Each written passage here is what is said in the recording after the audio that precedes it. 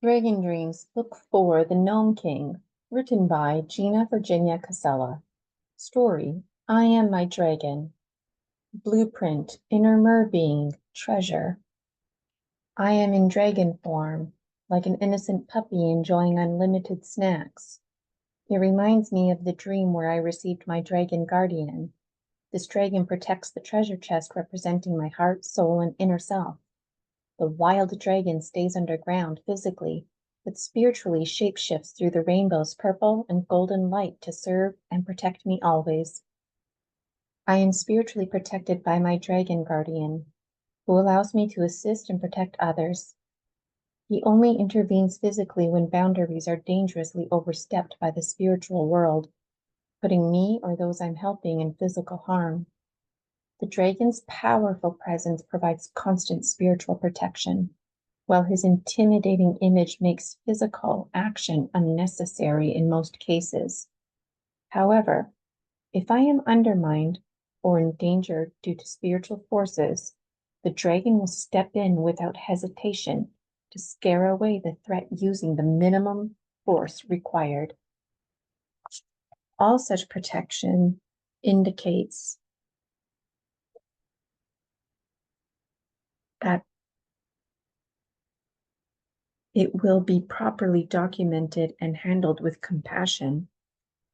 It seems like simultaneously, this is how I unmake folks with this dragon energy.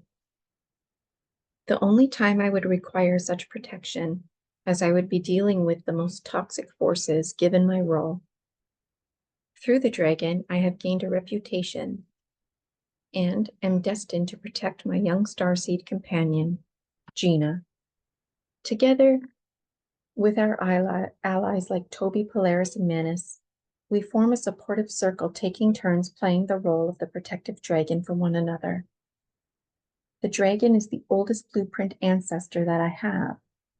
Over time, the dragon incarnated over and over again. Eventually, the dragon evolved into Neteo, who was the first one to make such profound connections.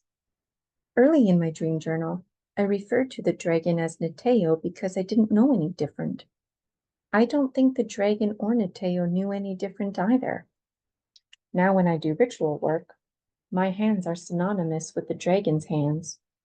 When I choose a card, it's the dragon choosing a card. Initially, I thought my inner dragon was guarding treasure at the bottom of the ocean. However, I now realize the dragon itself is the treasure, while the gold and jewels are merely a distraction. I envision myself at the bottom of the ocean. Inside, I see what looks like a black kitten morphs into a baby dragon with a big red bow tied around its neck. Though it appears black, the dragon is actually a deep purple, representing me as a gift.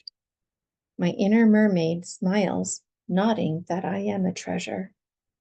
She hands me a golden mirror to see inside myself, confirming I am a gift. Everything I see reflects gifts back to me, even challenging people and situation, which are gifts containing lessons. Though lessons need not be harsh, some darkness exists. My inner mermaid agrees she is an aspect of me, just as I am an aspect of her. In my waking life, my black cat Spooky passed away suddenly. I feel he is connected in spirit to my other deceased pets, and they all play together with a dragon spirit guide. The dragon often shrinks himself into the pets' size so they can play easily together. Spirit guides usually appear to me as familiar animals from my life: cats, birds, chipmunks, bumblebees, ladybugs, and dragonflies, along with many others. It can be confusing to know which dimensions to focus on, as past, present, and spirit realms seem to unfold simultaneously. My focus now on knowing that all these connections exist because the limits of time and space. I can use clues to help me decipher timelines and dimensions. It's as if my Akashic records are all scattered, and I'm establishing a sequence of my past lives and forms. Everything exists in the now, so this sequence appeals to the logical mind. My dragon has been having a wonderful time playing with my late pets and ancestors. I feel that we are all gifts to each other and connected in spirit. Most importantly, I know that Spooky, although gone, has found his way home to the spirit world and is still with me. When I think about my dragon, especially as a kitten, I am easily reminded of my cat Spooky because he was a big black cat. It's funny because the mermaid tells me that when Spooky was fully grown, he was a big cat, but the dragon was still much larger even when first born. The amusing thing about my dragon is that, although ancient and wise, he often acts like a baby, needy and unaware of his true size. Like a cat, he tries to snuggle up to Manus all the time, even though Manus dislikes it. Akin to cats, they tend to go to the people who don't want anything to do with them. Manus isn't one to snuggle. We share many laughs as the dragon shrinks down to fit into spaces. Through it all, we connect. The dragon often seems indifferent and playful, yet is attuned to me always. I've been calling the dragon Nateo. Perhaps it already has a name or would prefer another. The dragon conveys that its name is the rhythm of my heartbeat, combined with all the sounds and energy my spirit produces. So there is no traditional name. I suppose the dragon's name could be Source Energy, since its name is my source energy, simultaneously with all other versions of me out there in my starseed family. The dragon doesn't mind if I call it Nateo or simply Dragon.